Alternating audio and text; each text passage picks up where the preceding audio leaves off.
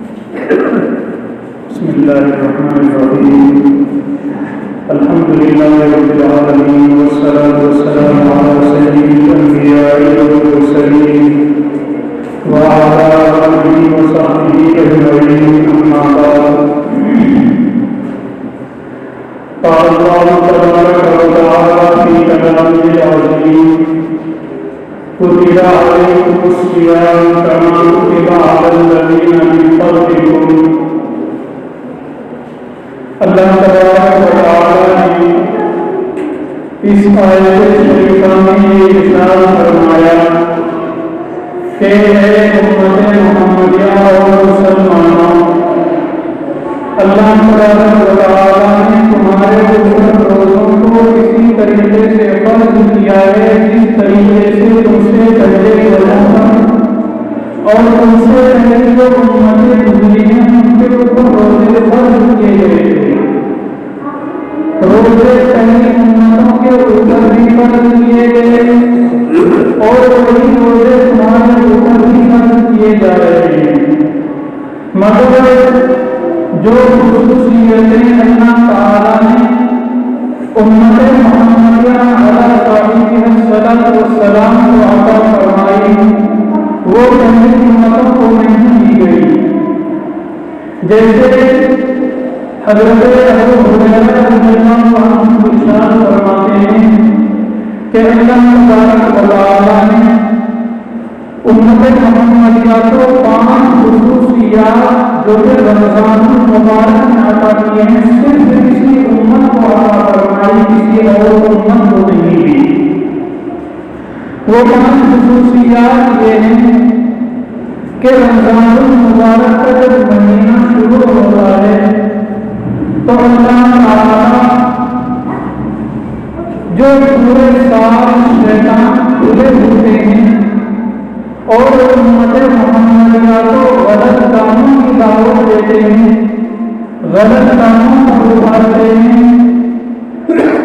ہر غلط کام کا جو حکم دینے والے شیطان ہیں ان تمام شیطانوں کو بند کر دیا جاتا ہے اور جکڑ دیا جاتا ہے۔ جب رمضان المبارک کا مہینہ شروع ہوتا ہے تو جو آدمی کی عادت رمضان سے پہلے ہوتی ہے گناہ کرنے کی، وہ عادت اس کی ختم ہو جاتی ہے، کیونکہ وہ شیطان کو گناہ کا حکم دینے کو لگے رہتے تھے۔ اللہ تعالیٰ نے ان سب کو جوڑ دیا ہے اور سب کو جکڑ کر رکھ دیا ہے۔ دوسری خصوصیت اللہ تبارک و تعالیٰ نے یہ عطا فرمائی کہ اللہ تبارک و تعالیٰ متعین چند مہینوں کے روزے،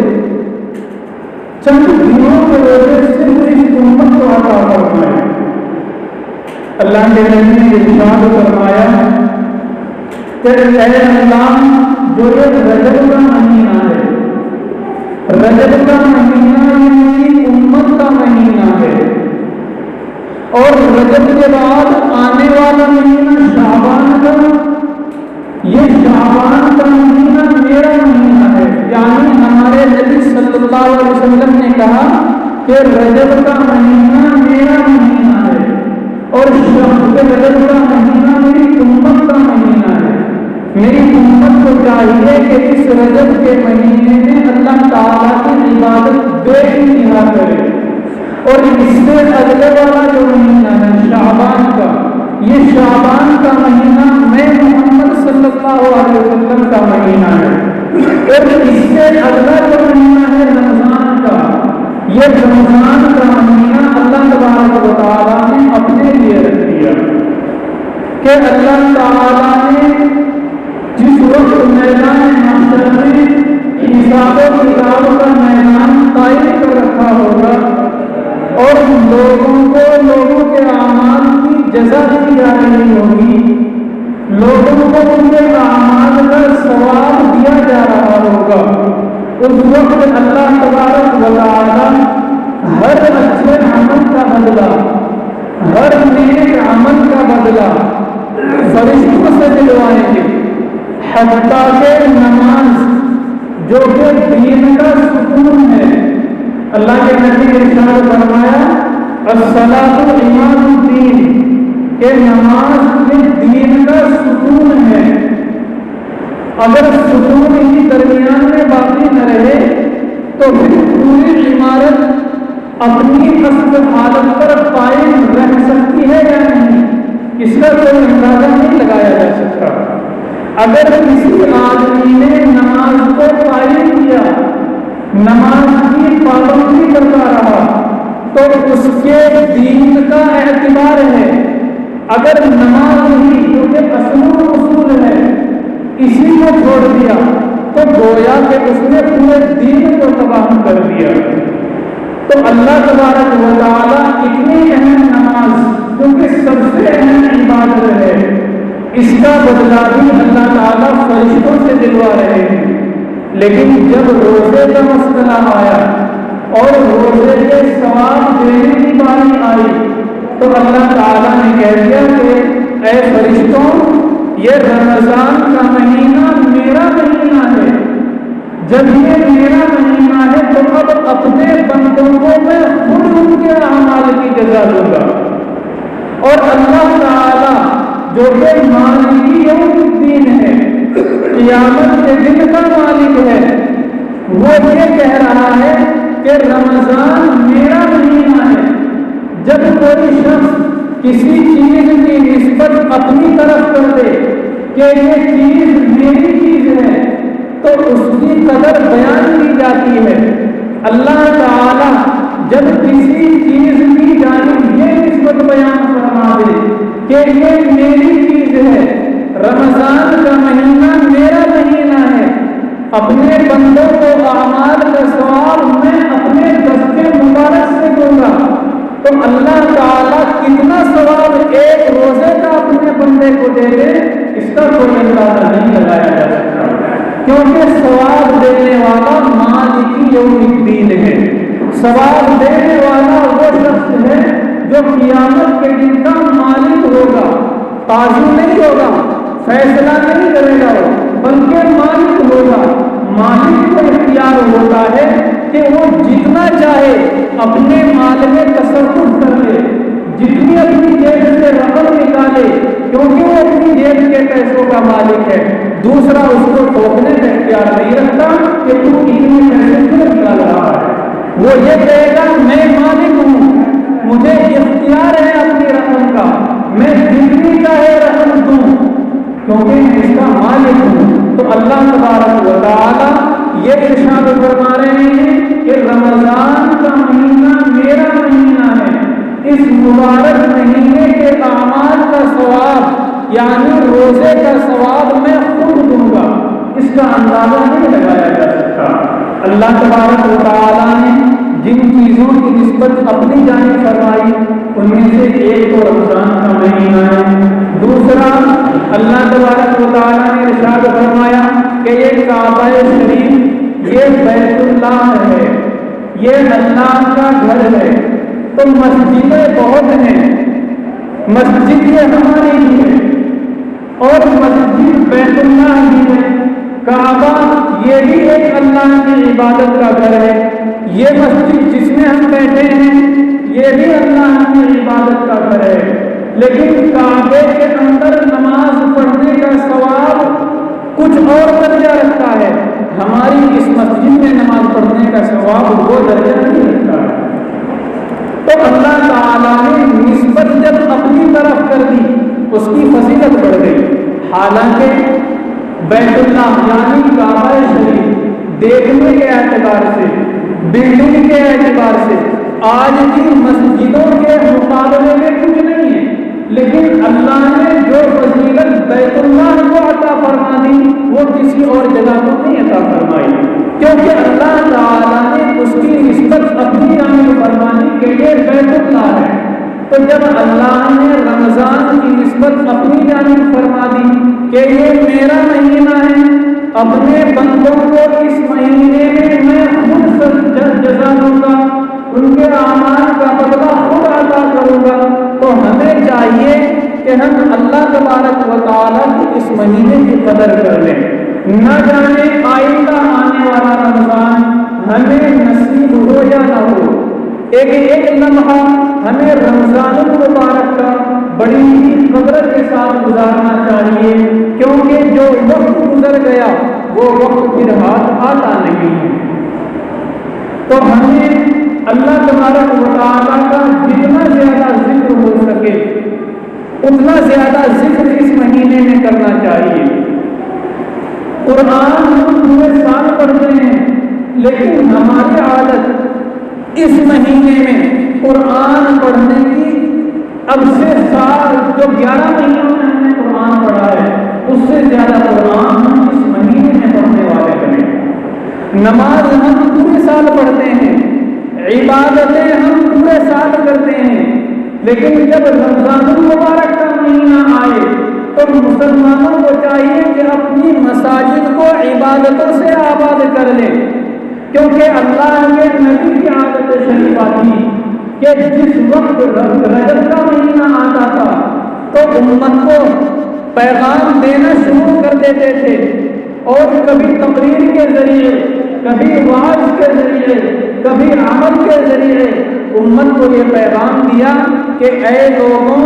ایک رمضان کا مبارک مہینہ تمہارے اوپر آ رہا ہے، لہذا تم اس میں اللہ کی بے انتہا عبادت کرو۔ جب رجب کا مہینہ شروع ہوتا تو اللہ کے نبی ارشاد فرماتے اللہم بارک لنا فی رجب و شعبان وبلغنا رمضان، کہ اے اللہ رجب اور شعبان کا جو مہینہ ہے اس میں ہمارے لیے برکتیں عطا فرما، اور رمضان کا جو مہینہ ہے اس رمضان تک ہمیں خیر و عافیت کے ساتھ پہنچا۔ تو رمضان کا مہینہ اللہ تبارک و تعالیٰ نے اس امت محمدیہ کو بے انتہا خصوصیات کے ساتھ عطا فرمایا ہے۔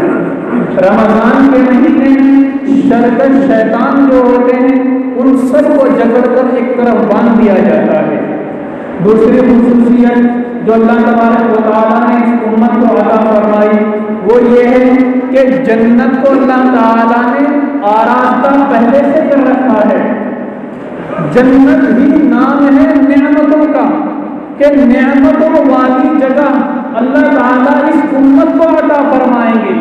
لیکن جب رمضان کا مہینہ آتا ہے تو اللہ تبارک و تعالیٰ جنت کو فرشتوں سے آراستہ کرواتے ہیں اور جنت کو حسین و جمیل بنواتے ہیں، حالانکہ جنت پہلے سے خوبصورت ہے۔ ایک روزہ جو کہ امت محمدیہ کا شخص رکھتا ہے، اللہ تبارک و تعالیٰ ایک روزے کے بدلے میں جنت کے اندر ایک حور عین عطا فرمائیں گے۔ حور عین ایک روزے کے بدلے میں ایک حور عین عطا فرمائیں گے۔ 30 روزے رمضان کے ہوئے، ہم نے 30 روزے رکھے تو اللہ تعالیٰ 30 حور عین عطا فرمائیں گے، اور یہ حور اللہ تبارک و تعالیٰ نے ایسی بنائی ہوگی کہ جس جگہ پر یہ حوریں بیٹھنے والی ہوں گی بیٹھیں گی، اللہ تعالیٰ ان کے بیٹھنے کی جو جگہ کا فرش ہے، جو تخت ہے، وہ تخت 70 رنگ کے درخت کے گدوں سے مزین ہوگا۔ اس تخت کے اوپر 70 رنگ کے گدے لگے ہوئے ہوں گے، اور ہر گدے کے اوپر جو ریشم کا لباس بچھا ہوا ہوگا وہ ریشم کا لباس ایسا ہوگا کہ ہر لمحے وہ 70 رنگ بدل رہا ہوگا،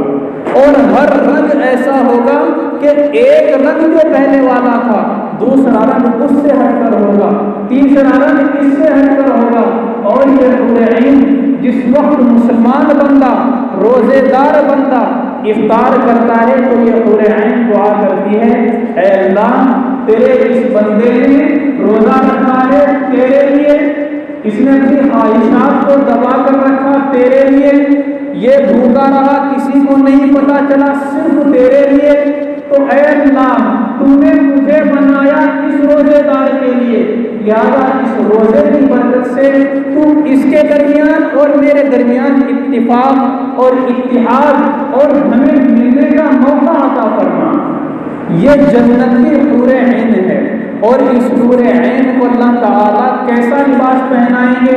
احادیث شریفہ میں آتا ہے کہ روزے دار کو جو حور عین عطا کی جائے گی اس عورت کا جو لباس اللہ تعالیٰ عطا فرمائیں گے وہ لباس ایسا ہوگا کہ 70 طرح کے اللہ تعالیٰ کو جوڑے عطا فرمائیں گے۔ چونکہ اللہ تعالیٰ نے عورتوں کے مزاج میں زینت اور خوبصورتی رکھ دی ہے، اور یہ زینت اللہ تعالیٰ نے مردوں کے لیے بنائی ہے۔ تو یہ حور عین اللہ تعالیٰ اس کو 70 طرح کے جوڑے پہنائیں گے، اور ہر جوڑے کا رنگ پہلے جوڑے سے الگ اللہ تعالیٰ نے رکھا ہوگا۔ اور جو اللہ تعالیٰ نے یہ حور عین بنائی ہے، ایک حور کے لیے 70 ہزار خادمائیں اللہ تبارک و تعالیٰ نے لگا رکھی ہوں گی۔ اور ہماری جو بیویاں دنیا میں یعنی موجود جو ہماری منقوحہ ہے، یہ ہماری منقوحہ ان تمام حوروں کی سردار ہوگی۔ اللہ تبارک و تعالیٰ نے ہمیں تو وہ حور عطا فرمائی ہیں، لیکن ہماری جو بیویاں روزے دار شخص کی جو بیویاں ہیں، اللہ تبارک و تعالیٰ ہماری ان بیویوں کو ان جنت کی حوروں کا سردار بنائیں گے۔ یہ اللہ تبارک و تعالیٰ نے اپنے بندوں کے لیے انمول موتی اکٹھے کر رکھے ہیں۔ اور یہ حوریں کیسی ہوں گی؟ قرآن شریف کے اندر اللہ تبارک و تعالیٰ نے ارشاد فرمایا حور مقصورات فی الخیام، کہ یہ حوریں ایسی ہوں گی کہ یہ خیموں کے اندر چھپی ہوئی ہیں۔ لم یطمثہن انس قبل ولا جان، کہ ان آج سے پہلے یعنی جس دن جنتی شخص اپنی حور سے مل رہا ہے، اس دن سے پہلے یعنی ہمارے پیدا اس حور کے بنانے سے لے کر جنت میدان محشر میں جنت میں ہمارے پہنچنے تک ان حور کو نہ تو کسی آنکھ نے دیکھا ہوگا، اور وہ حوریں ایسی ہیں کہ نہ ان کے بارے میں کسی کان نے سنا ہوگا۔ یہ الفاظ ہیں قرآن کریم کے۔ تو اللہ تبارک و تعالیٰ کی روزے دار کے لیے کیا کیا عطائیں ہیں، ان کی کوئی انتہا نہیں ہے۔ اللہ تعالیٰ نے یہ رمضان المبارک کا مہینہ اس امت کو ایک عطا فرمایا، پھر اس کی نسبت اپنی جانب کر دی اور کہا کہ رمضان کا مہینہ میرا مہینہ ہے، لہذا ہمیں جتنا بھی زیادہ ہو سکے اس مبارک مہینے میں 30 دن ہیں، ہم نے 11 مہینے اس انداز سے گزارے کہ اللہ تعالیٰ نے ہمیں موقع دیا تھا کہ لوگوں کماؤ، روزی کماؤ، اپنے پیٹ کو بھرو،